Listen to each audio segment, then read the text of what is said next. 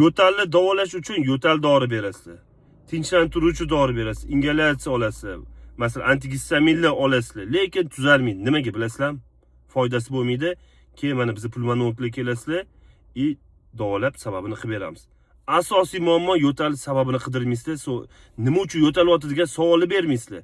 Bo'lishi mumkin shamollash, virusli, bakterialniy. Bo'lishi mumkin allergik. Va hozir paytda mikoplazma xlamid infeksiya hisobiga yo'tal juda ko'p.